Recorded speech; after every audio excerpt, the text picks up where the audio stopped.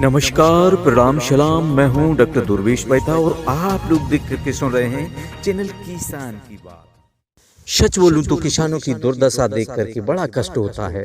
किसान बदहाल है, आज तक बदहाल है, अपनी गरीबी से निजात ही नहीं पा सके। स्वतंत्रता के बाद तमाम सरकारें आई गईं, किंतु किसानों की पीड़ा कम होने का नाम ही नहीं ले रही है। किसानों की आर्थिक स्थिति बेहतर कैसे हो, इसके लिए भी राष्ट्रीय किसान आयोग बना है। और तो और 2024 में केंद्र सरकार ने भी नेशनल कमीशन ऑन फार्मर्स का गठन भी किया था, जिसके अध्यक्ष MS स्वामीनाथन जी हैं। उनकी अध्यक्षता में एक रिपोर्ट बनी, लेकिन दुर्भाग्य किसानों का ये है कि वो रिपोर्ट आज तक किसी भी सरकार ने लागू नहीं की है। आज मेरे बीच हल्की सी एक रोशनी में बैठे भारतीय किसान यूनियन के शीर्ष नेता, जी हाँ, जो भारतीय किसान यूनियन के राष्ट्रीय महासचिव भी हैं। आइए सुनते हैं राजवीर सिंह जादौन जी को, क्या कुछ उन्होंने कहा है स्वामीनाथन रिपोर्ट के बारे में। बड़ी ही सरल भाषा में उन्होंने समझाने का प्रयास किया है। हर किसान भाई को सुनना चाहिए। हिंदुस्तान का किसान ज्यादा पढ़ा लिखा नहीं है, तो वो नहीं समझ पा रहे हैं कि स्वामीनाथन रिपोर्ट क्या है। बट जहां जहां आपके कार्यक्रम होते हैं भारतीय किसान यूनियन के, तो वो वहां एक चीज सीख के आते हैं कि स्वामीनाथन रिपोर्ट चाहिए। तो स्वामीनाथन रिपोर्ट के बारे में प्लीज विस्तार पूर्वक बता दीजिए। बहुत ही महत्वपूर्ण क्वेश्चन आपका डॉक्टर साहब, इसके लिए मैं आपको धन्यवाद करना चाहूँगा। बिल्कुल सही बात है।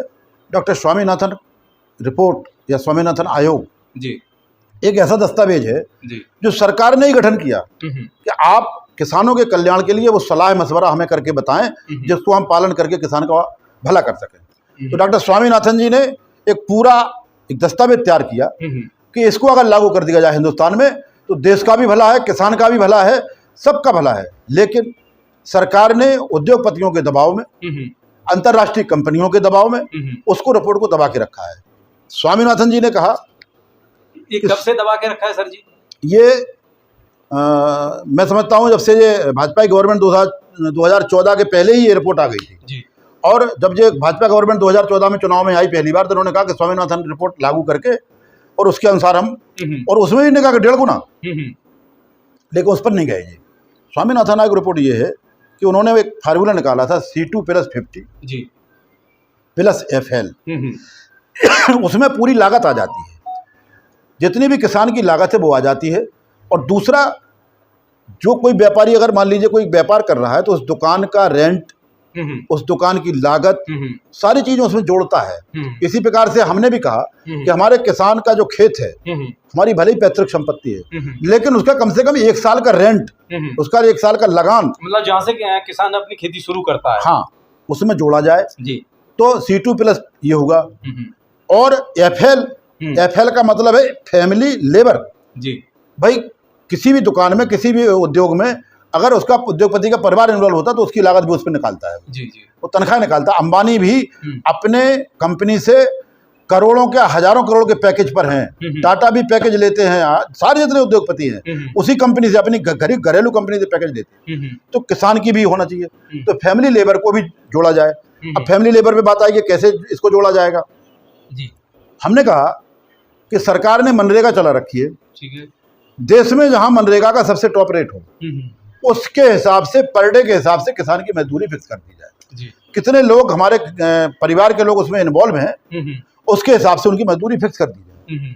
और जब बात ये आई कि आखिर साल भर काम नहीं रहता, तो इसका कैसे निर्धारण होगा, तो हम लोगों ने कहा कि मनरेगा में जितने दिन सरकार ने रखे हैं कि इतने दिन की उनको गारंटी है रोजगार की, उतने दिन हमारे भी जोड़ दिए जाए। तो C2 माने हो गया पूरी लागत जो भी हमारे खेती की है, FL माने हो गया फैमिली का भी लेबर हो जाए, और +50 C2+50 FL माने इसकी लागत जोड़ करके जब 50% उसमें 50+ किया जाएगा, तब जाकर के किसान को फायदे का काम हो पाएगा। तो हमारा मानना यह है कि किसान अब समझ सकते हैं कि सारी लागत हमारी जुड़ेगी, खाद, बीज, पानी, लेबर, सारी चीज, खेतों की भी लागत जाएगी, परिवार की भी लागत उसमें लेबर जुड़ेगी। और इस पूरी लेबर को जोड़ करके स्वामीनाथन जी का फार्मूला है C2+50 FL। और इसमें जब इसको जोड़ करके जब 1.5 गुना करके सरकार हमको देगी, वो रेट हमको चाहिए। और ये रेट मिनिमम सपोर्ट प्राइस है। हमारी मांग है कि दुनिया का हर उद्योग धंधा जब फायदे का चलता है, तो किसान क्यों घाटे का धंधा करे। हम आदिकाल से घाटे का धंधा करते चले आए हैं, हमारी नस्लें और फसलें दोनों बर्बाद हो गई हैं। आज अगर यही कंडीशन रही तो भविष्य में देश भूखों मरेगा। विदेशों पर खाद्यान्न के लिए इनको आत्मनिर्भर रहना पड़ेगा। अगर देश में ही खाद्यान्न पर्याप्त चाहते हैं, अभी इन्होंने कहा कि हम सोवियत रूस से गेहूं मंगाएंगे। क्यों मंगाओगे भाई सोवियत रूस से गेहूं? अगर हिंदुस्तान में महंगा है, वहां महंगा पैसा दोगे।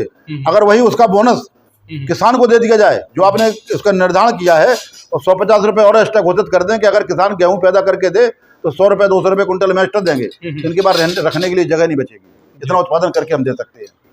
तो देश की सरकार व्यापारियों को, विदेशों को तो पैसा देना चाहती है, लेकिन किसान को नहीं देना चाहती है। कुल मिलाकर के कृषि प्रधान देश की सरकार जो कहती है कि हम किसानों की सरकार है, हर सरकार सीना ठोकती है। तो ये भारतीय किसान यूनियन, ये आंदोलन, ये टिकैत साहब का एक ऐलान इस बात की ओर इंगित करता है कि कृषि प्रधान देश की सरकारें अगर व्यापारियों को प्रधानता देकर के उनके रास्ते पे चलेंगी तो इन सरकारों के कान पकड़ के किसानों के रास्ते पे लाया जाएगा। ये काम करेगा हमारा संगठन और हमारा।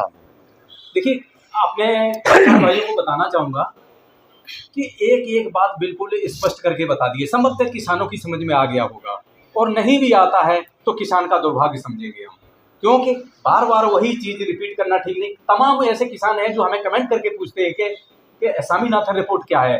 आज उनके प्रश्न का उत्तर संभवतः मिल गया होगा।